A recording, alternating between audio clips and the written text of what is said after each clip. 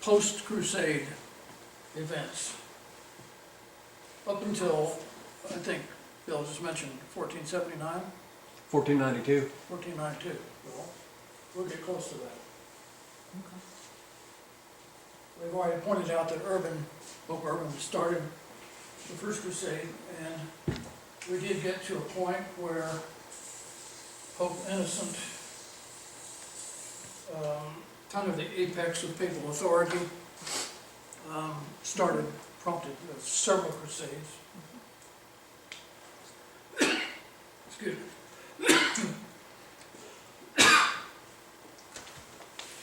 Cherry juice. Including the Fourth Crusade, which had a particularly deleterious effect on Constantinople.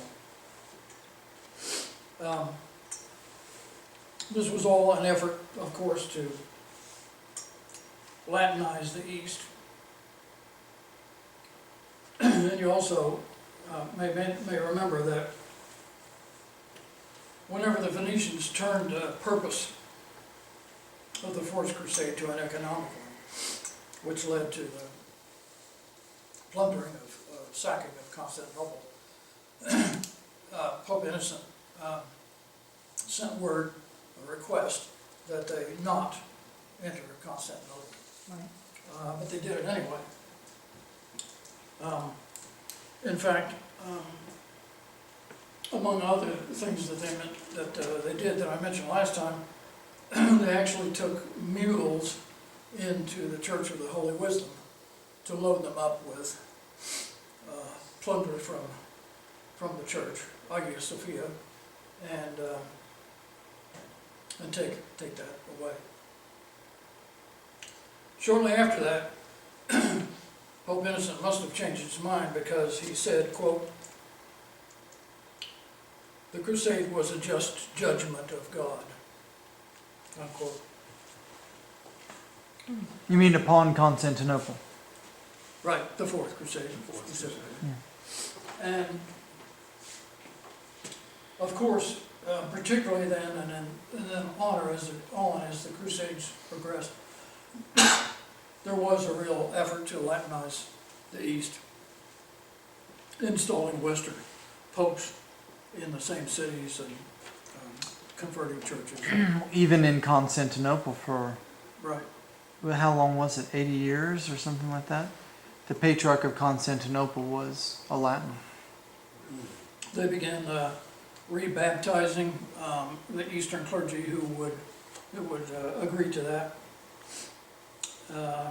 And then, kind of as an ultimate act, again, right after the Fourth Crusade, Pope Innocent installed a Venetian as the Latin Bishop of Constantinople, You're kidding. Oh. which really must have burned. Later as it became obvious in the latter Crusades that basically the Crusades weren't accomplishing anything, the West began to blame the East for the lack of success of the Crusade.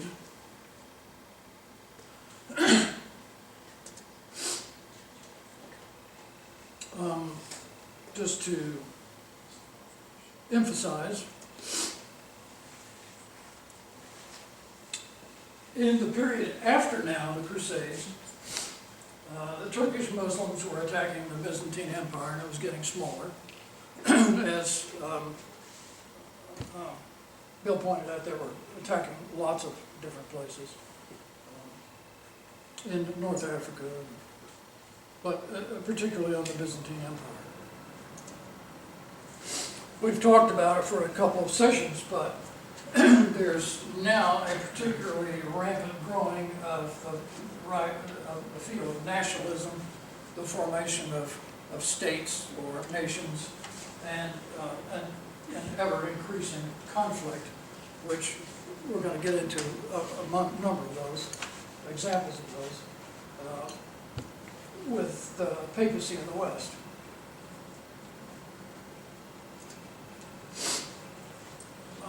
We also see in the post-Crusade period, the 100 Years' War between France and England, which was pretty devastating. And then right along with that, or after it, comes along the bubonic plague, or the Black Death, with even more devastating effects. I think it resulted, the Black Death, there were a lot of fatalities here, but the Black Death resulted in, I believe, a little over a third of the population of Europe in less than 3 years, I think.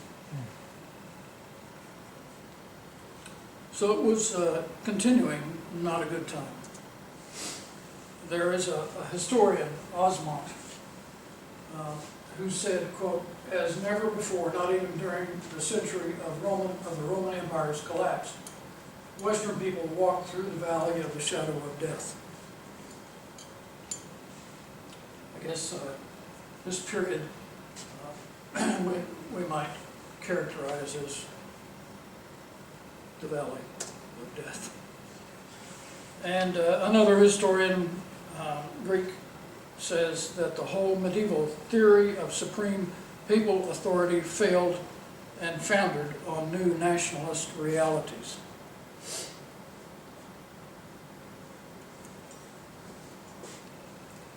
What were some of the other things that happened?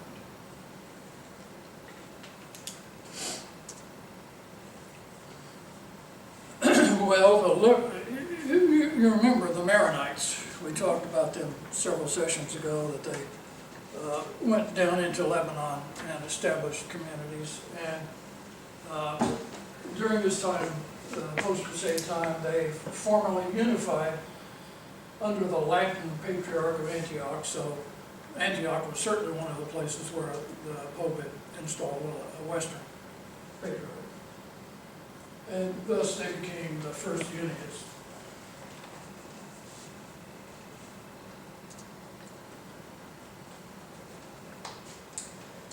Under the stress of the Muslims, the Egyptians actually gave up their Coptic language and adopted Arabic.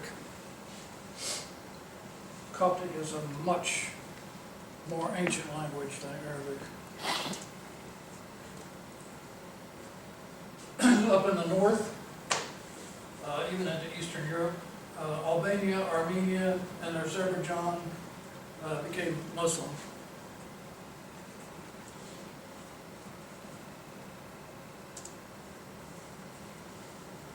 Georgia was really the kind of the outstanding stronghold, the Christian stronghold during this time. And they, at this time, also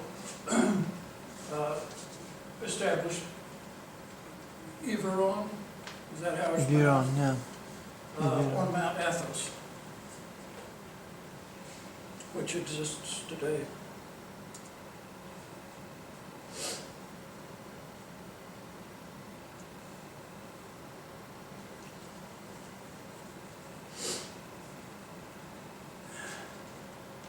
Because of what was going on in the conflicts in the East, in 1208, the Eastern Patriarch moved from Constantinople to Nicaea.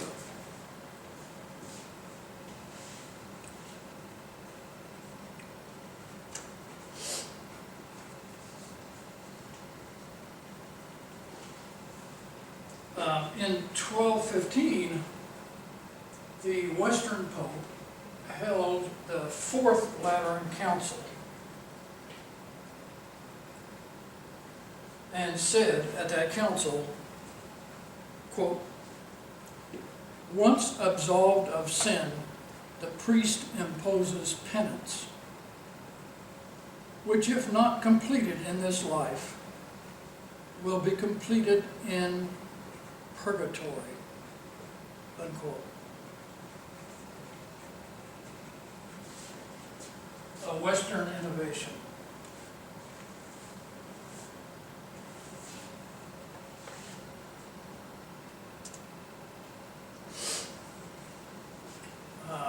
In 1244, one Thomas Aquinas, who had become a Dominican monk, this is in the West, was preaching that truth is beyond the reach of reason. And he turned, in many ways, to Greco-Roman philosophy and tried to use it as an instrument in the hands of the church. He also said that the merits of saints, listen to this, the merits of saints can be transferred to needy sinners by the authority of the church through the Pope. The merits of saints can be transferred to needy sinners by the authority of the church through the Pope as indulgences. That's important.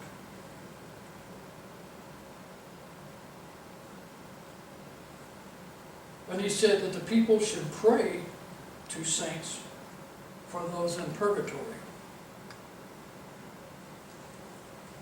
Immediately, the Western clergy began to use the indulgences to address the church's poor financial situation.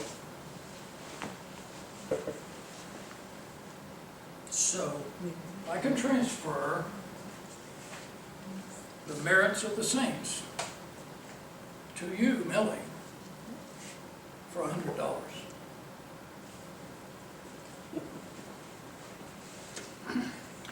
I'll do it for 75. He's a priest. I want to say that louder so it gets on tape. It I said I'll do it for 75. sounds like a solicitation to me. I'll do it for $3,075.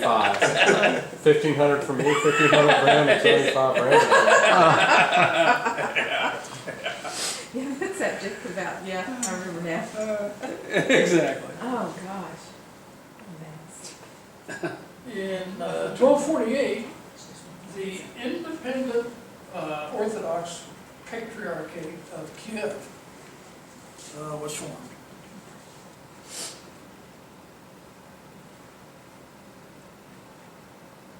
So things were remaining Eastern Christian there. Independent meaning of any other patriarchate. Correct. They're their own. Specifically independent of Constantinople. Right.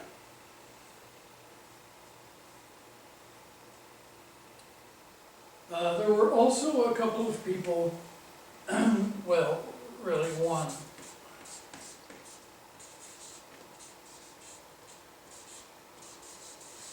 Anselm of Canterbury, and they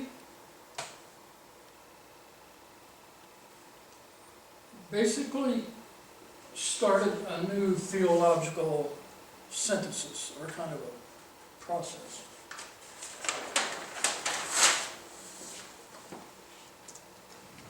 It's called scholasticism. And basically it says, in this case specific to Christianity and issues,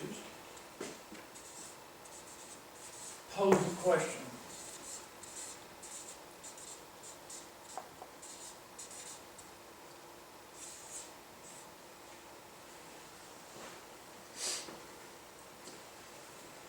Present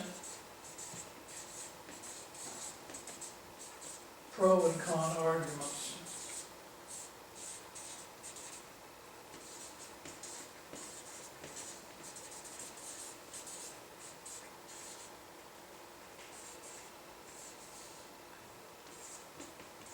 And then form a conclusion.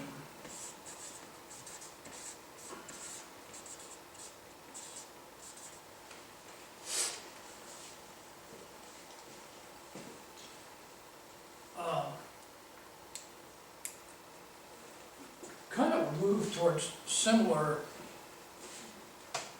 dialectic statements or ideas that were to develop later in the area of science in Europe. It's debate 101, right? That's debate. But Yeah. scholasticism, as it grew, said that no part of Christian faith is beyond rational thought and demonstration. No part of Christian faith is beyond this. That faith and reason flow together to form Christian wisdom, and specifically that one can question the church's teaching and yet remain true to church tradition.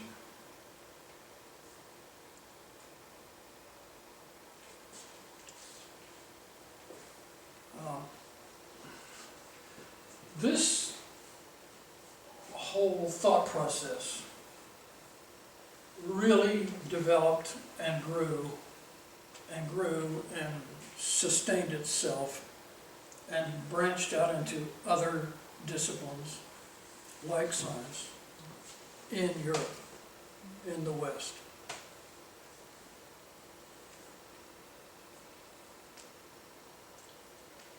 And you might imagine that it led to variants or variations, variations in themes upon issues within Christianity.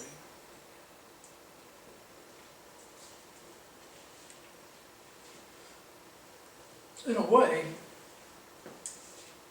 it led to what Protestantism would become.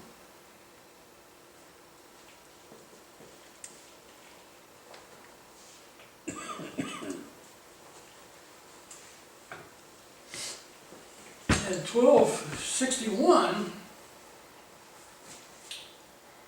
Nicene Eastern forces retook Constantinople and moved back to Constantinople, and this began a whole series of emperors in what's called the Paleologian dynasty.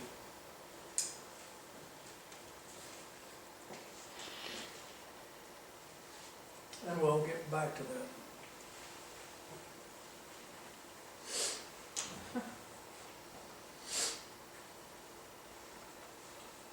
In 1265, Western Pope Clement IV basically said, I can appoint anyone anywhere. He openly reserved the right to appoint any ecclesiastical office anywhere in Christendom. I think Nixon said the same thing, didn't he? Probably. I have more respect for Nixon. And Obama by executive order. I can do anything you can do better. I can do anything better than you. That's right. Well, With enough power. We've got to remember that, particularly in this time period, the Eastern Empire is under lots of pressure. And it's continuing, and it's getting worse, and they need help. So there was a Council of Lyon in France, of the church, the Western Council, in 1274. And representatives of Eastern Emperor Michael Paleologus, I think it's Michael III, but it's Michael Paleologus, went to that council. They acknowledged purgatory, papal supremacy. They acknowledged the Filioque.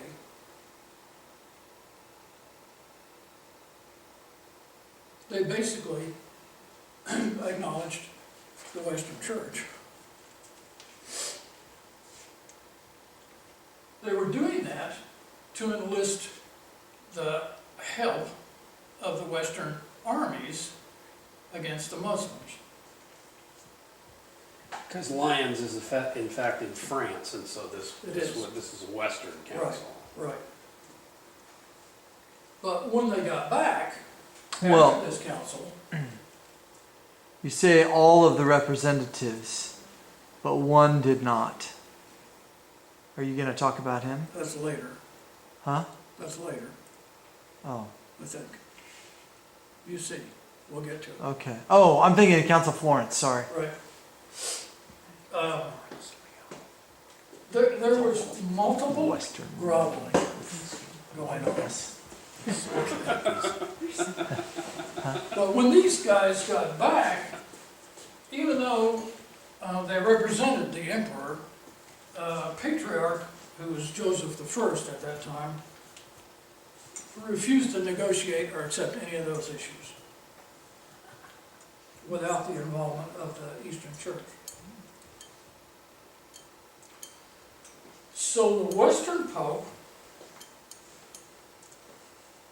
a few years later, because Joseph I refused to grovel. Is that when they drug bishops through the streets behind chariots and threw them off cliffs? I don't know. Okay. It might have been. But Pope Martin, Go faithful. a few years later, said, No, it's not. Unit West, No, we did it. To our bishops who compromised the faith. Oh, well, good. Yeah. Pope Martin said, West, go unify the East by force.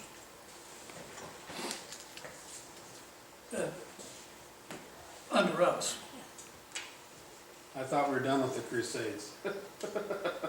Sounds like another one. Well, That's kind of, doesn't it? right. The West is going to go take it from them. They won't agree. In 1291, Palestine was lost to the Muslims for good.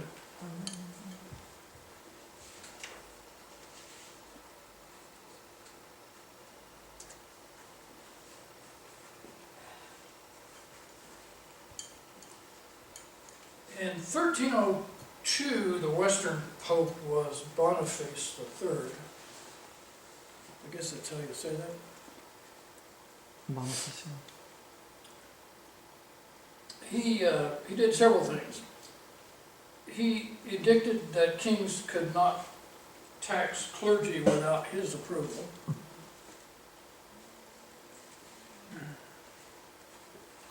He said, quote, "We declare, state, define, and pronounce that it is thoroughly necessary for the salvation of every human creature that he be subject to the Roman pontiff."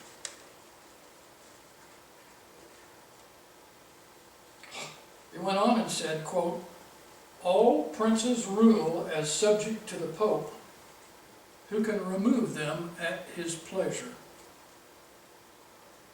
Whereas the Pope himself can be judged by none, since the decision and court of God and Pope are one," unquote.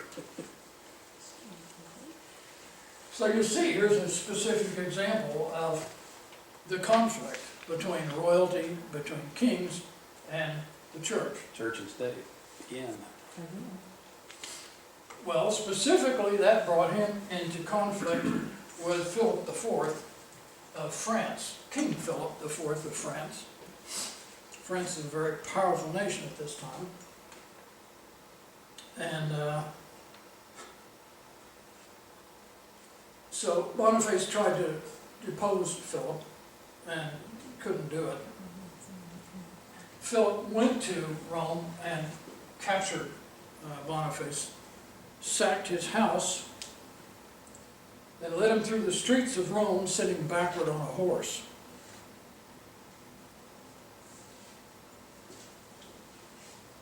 He soon died, that is Boniface. I think I would have too. And so Philip IV replaced him with Pope Clement V. Don't mess with kings.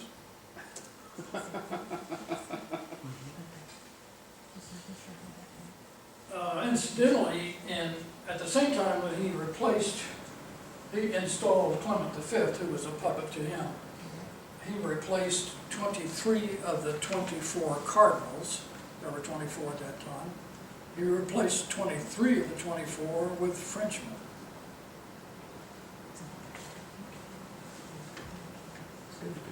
The Knights Templar had taken their mules from Hagia Sophia and lots of other places, Jerusalem, and had all kinds of gold and treasures. It was immense. And they had taken it back to France. And they remained kind of a society, maybe the beginning of the Masonic aspect of it, which was formed in the Middle Ages.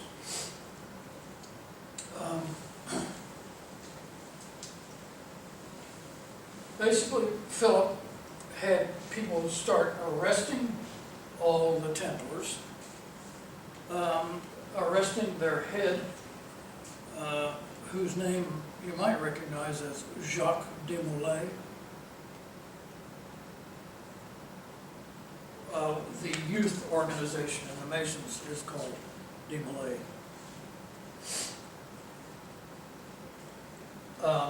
He obviously was after their fortune.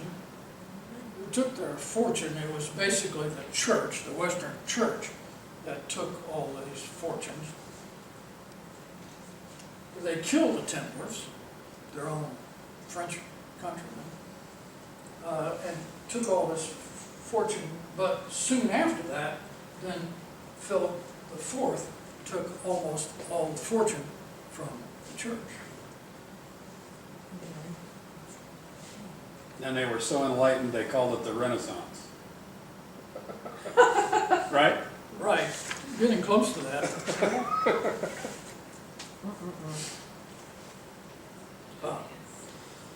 So with all this stuff going on, Clement, the puppet Clement V, then said, let's move.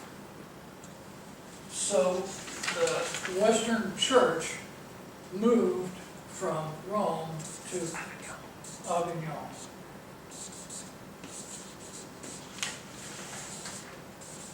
Sorry I don't have a map, but it's in France, well into France. So now, the Pope is in Avignon.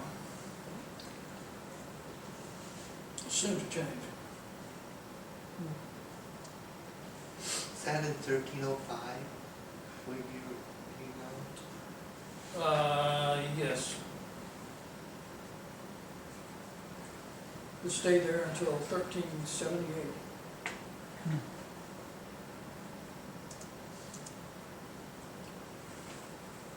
A little bit later, in 1337, the 100 Years' War starts between the French and the English.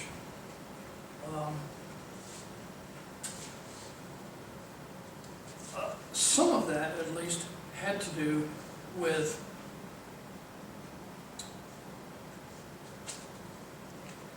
dissatisfaction with the Western Church amongst the English.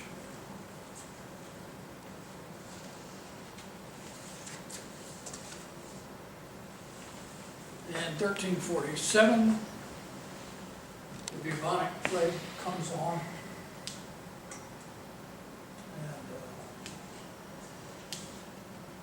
And as I said, within a few years, a third of Europe is dead. Over in the East, there was an Italian philosopher whose name is Barlaam.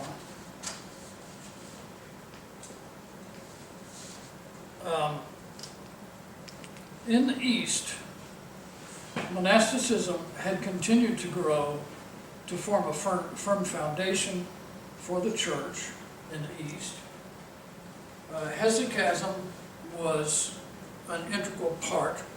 It had been basically adopted by the church. And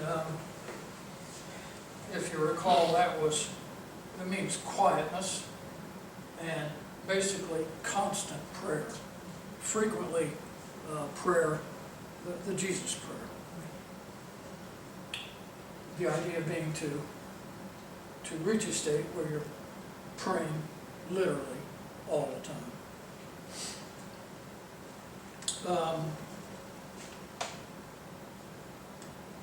Barlaam showed up in Constantinople, unfortunately. And he basically was anti-scholastic, and he was teaching that God is inaccessible and beyond reason. But he said that God can only be known indirectly.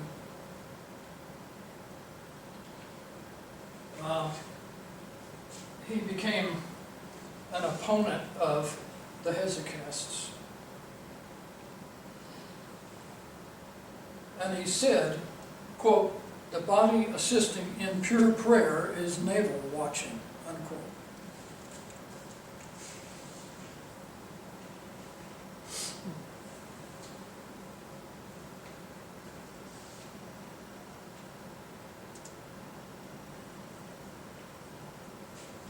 From 1296 to 1359, during this same time period,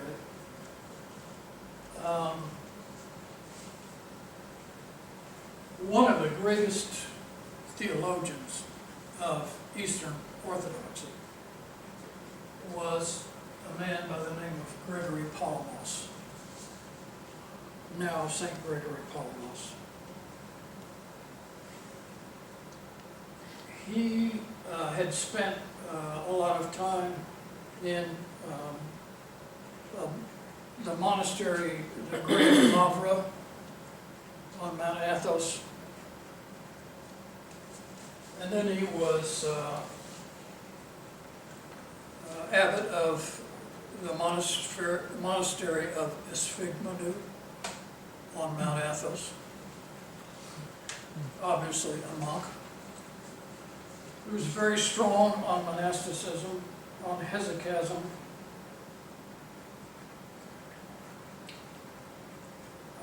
He became a vocal opponent of Barlaam and his teaching. For some years there was at least verbal conflict between the two. He said many things, but one of the things he said is that enlightenment can be achieved by bringing the mind into the heart. Certainly a proponent of quietness and constant prayer. If we go back, you'll recall even earlier, but particularly the Cappadocian Fathers dealt with the divine light and the essence and the energies of God. And St. Gregory Palamas thought a lot, preached a lot, and wrote a lot about those things as well.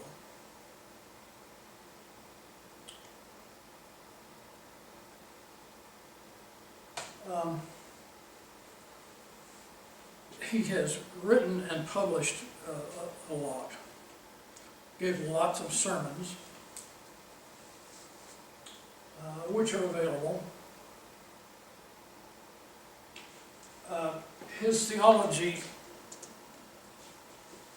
basically resulted in 1341 in the church, the Eastern Church, basically saying, Barlaam, you're out. We are in fact, the church is in fact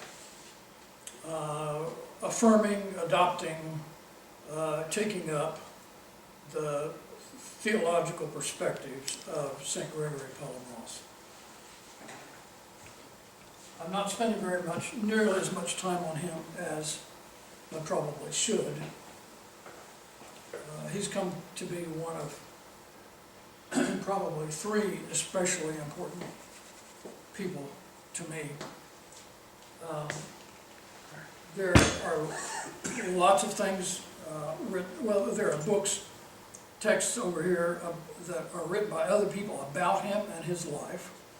And then there are sermons and other texts. So you should read him if you haven't.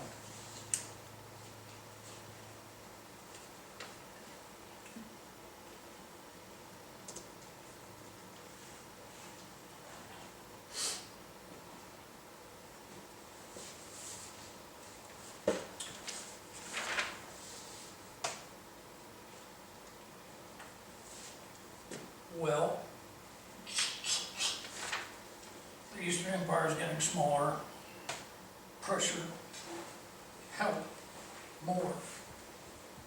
The Western hasn't done anything positive so far. So in 1355,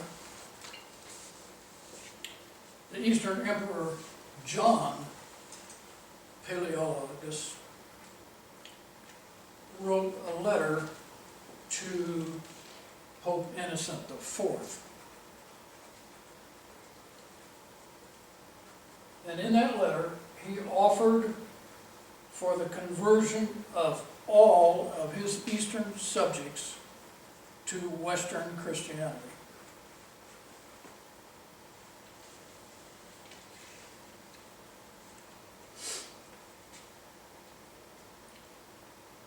He was in such a state of despair because of the Islamic invasions that he went to Rome after that and submitted himself to the Pope.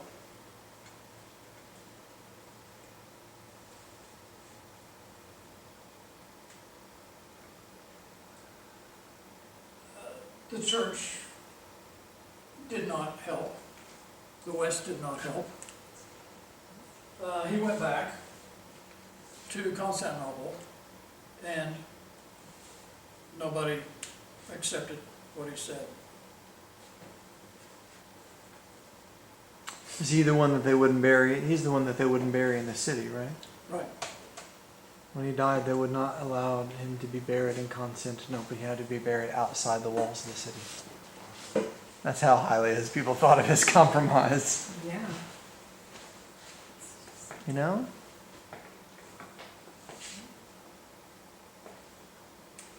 But we'll get back to another groveling.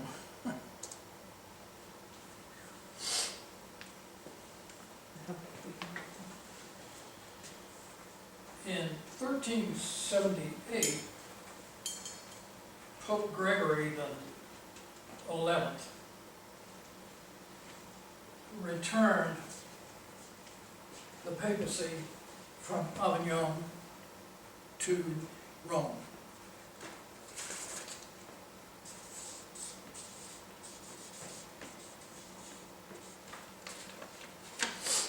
You would think that would take care of it.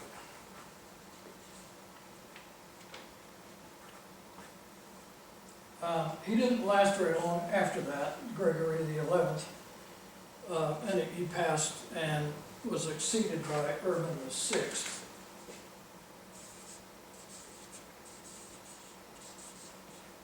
Who now is looked upon as a tyrant during his papacy and probably was insane or went insane.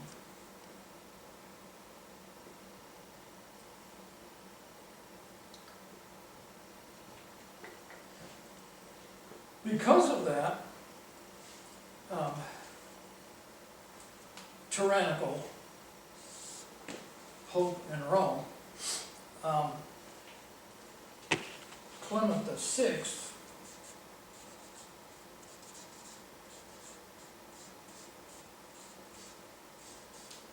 was elected as Pope of Avignon.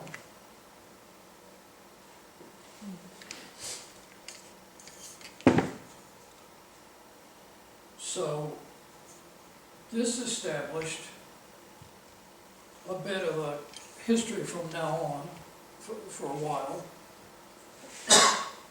of popes in Avignon as well as Western popes in Rome.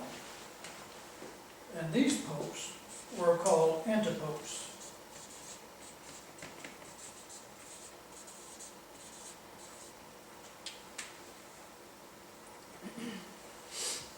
And it caused a schism between Avignon and Rome, of course.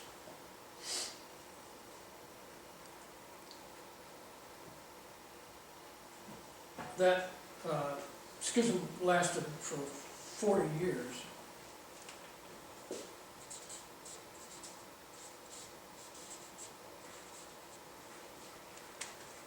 Well, it not only caused a schism between Avignon and Rome,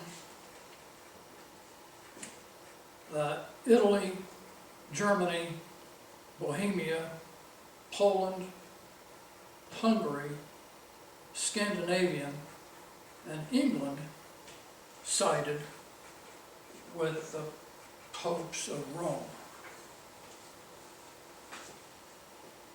France, Spain, Scotland, Naples in Italy, and Sicily sided with the popes of Avignon.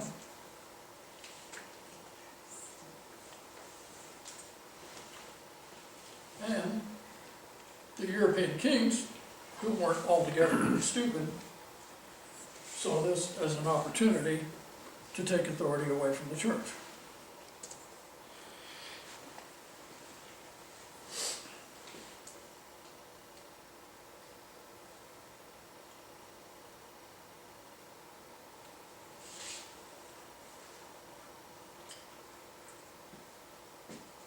In Rome, in then 1412,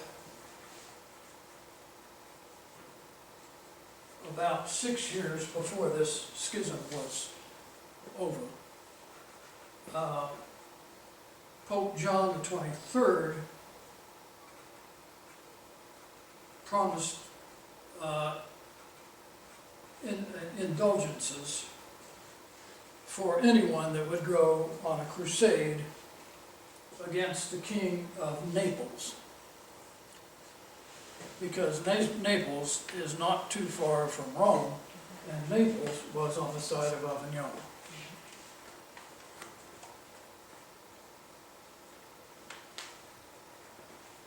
This act, and basically he was saying, you attack my enemy, and I'll forgive your sins. I'm sure he was displeased with what had happened historically in the Western Church. But there was a rector in the Western Church in Prague, Czechoslovakia, by the name of John Hus, we would say, pronounce it. And basically he said, Pope John the 23rd, you've got to be kidding.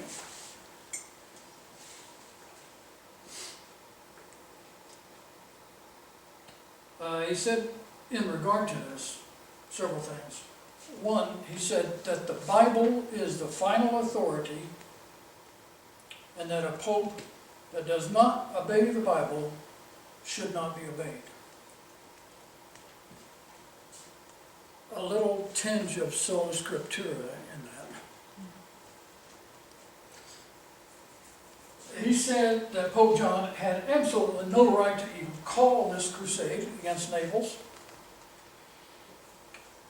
And he further said that payments to the church have no effect on forgiveness.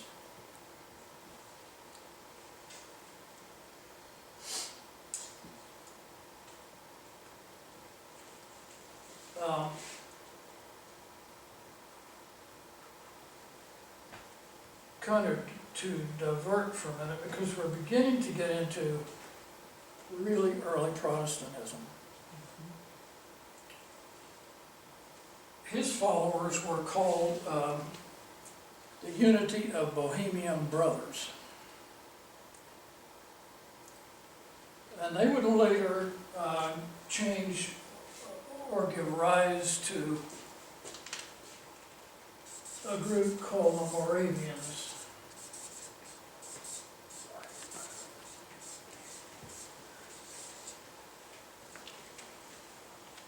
We can say two things kind of historically, and I'm going forward quite a bit of time, about the Moravians. One is that, William Penn established the state of Pennsylvania basically to be a place of religious freedom where different people could come. And the Moravians, many of them later on came to Pennsylvania and founded Bethlehem, Pennsylvania, and Nazareth, Pennsylvania. And even today, there are towns in Pennsylvania that are essentially Moravian.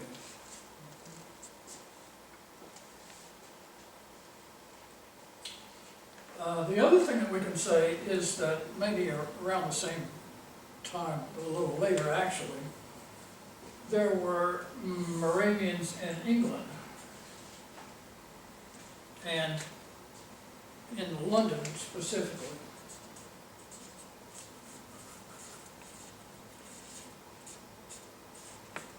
This was after the separation of the Anglican Church from the Catholic Church.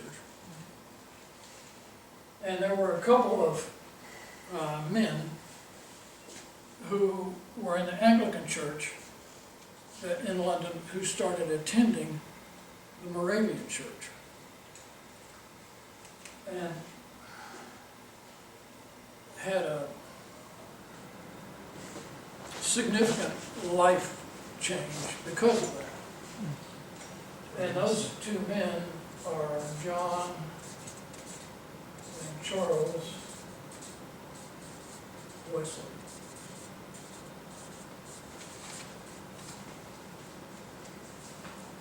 Who actually are founders of the Methodist Church. So Jan Hus is kind of a significant individual. We usually, I think most people don't consider him, well, they consider Martin Luther as the founder of Protestant Christianity, but in a way, one might consider him as a founder, and he's considerably earlier.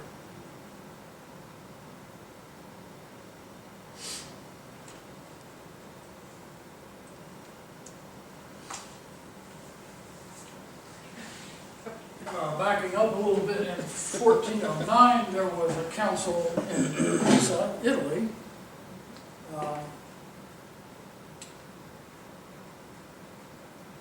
It was a conciliar council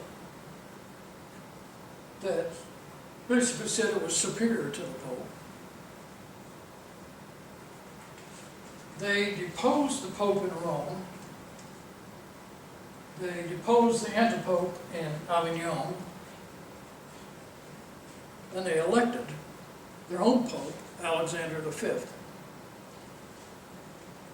But the popes in Avignon and Rome would not step down.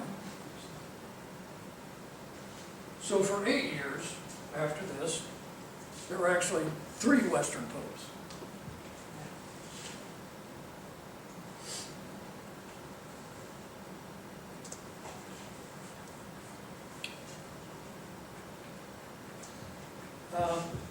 A king, a Western king, Sigismund, presided at a council of Constance in 1418.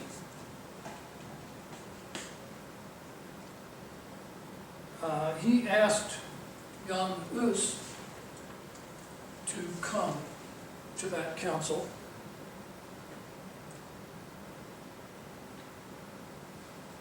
and present himself because of what he had said.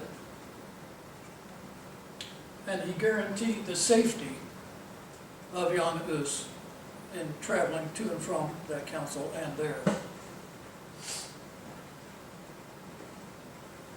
When Jan Hus got there, he was immediately imprisoned, condemned by the council, and burned.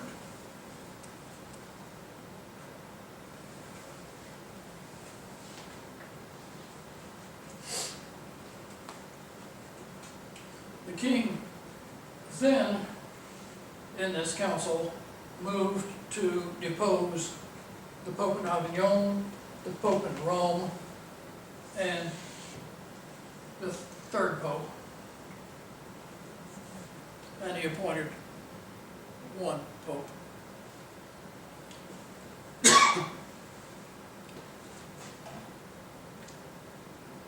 That Pope was Martin V.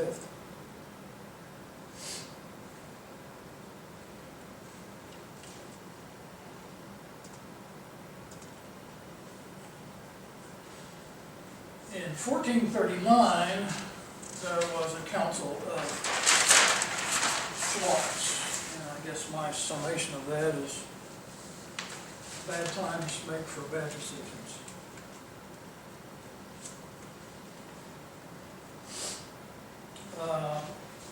There were kings from multiple nations, emperors, hierarchs, all kinds of officials from the east and the west. There were monastics from the east and west that were there.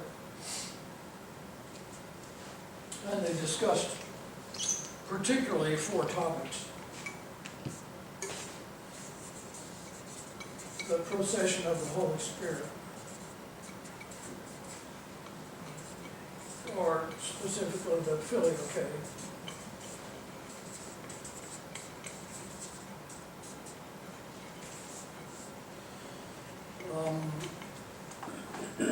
The doctrine of purgatory,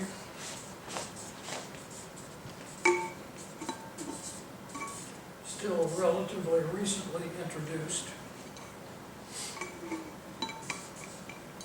The use of unleavened bread.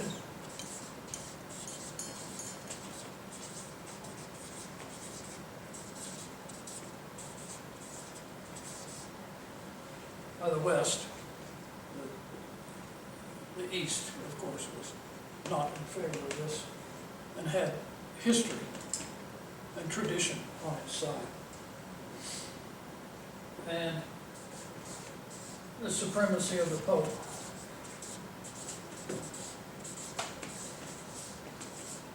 Recall that this council basically was called by royalty.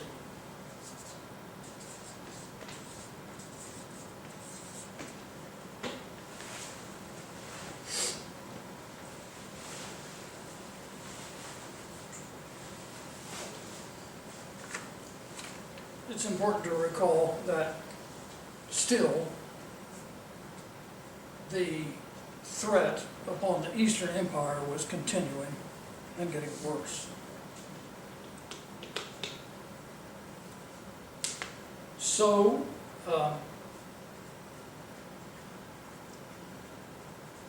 there were all these representatives from the East and the West there, and with one exception, they all signed a concordat agreeing to the theology of the West and a unification of the Eastern and Western churches. And the one person who would not do so was Bishop Mark of Ephesus.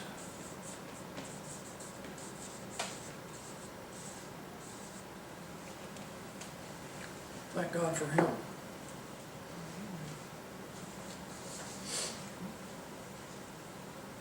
And a lot of pressure was put on him Yeah. by the emperor, and he took a lot. The council was like a year and a half long, right? Because he was. Well, again,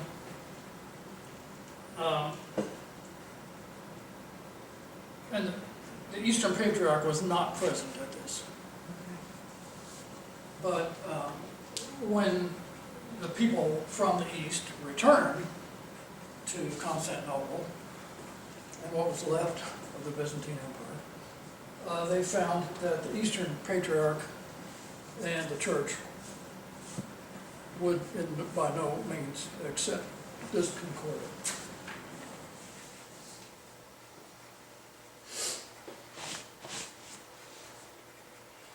And I think perhaps in some of these prior instances like this, I think this is the third instance that we've gone over tonight, but particularly in this instance, this is a good example of true conciliarity. Conciliarity, acted by council. Here, to the extent that the church refused to accept something that was agreed upon by movers and shakers in the Eastern Church.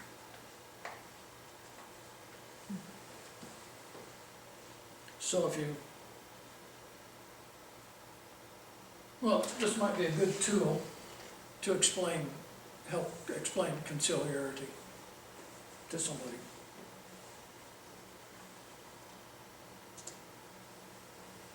By 1450, the Eastern Empire is literally the city of Constantinople.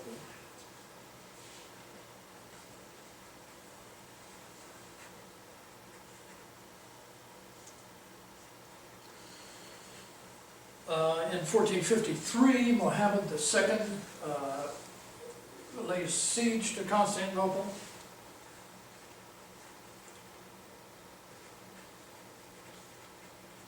On the night of May 28th, 1453, the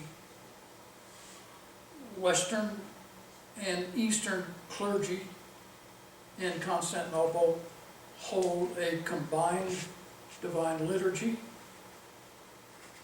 in Hagia Sophia. And the next morning, which was May 29th, 1453, Constantinople falls.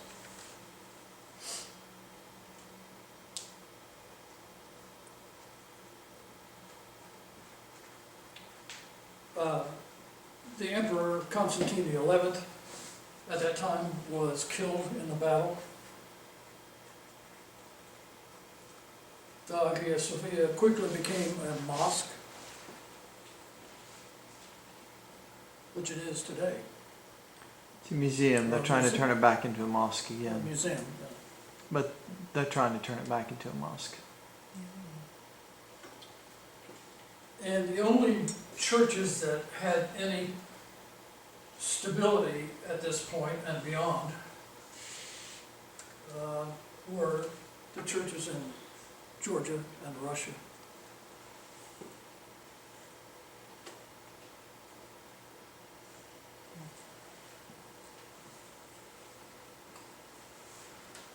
For the West, it's not over though.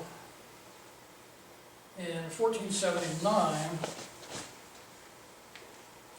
in Spain, a significant power at the time, the royal houses of Castile and Aragon were joined together by the marriage of Ferdinand and Isabella. They sent Amerigo Vespucci to find where we are today, but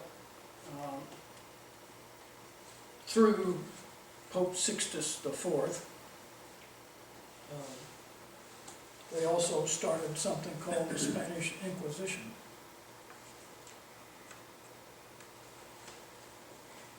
Which wound up being a terrible thing.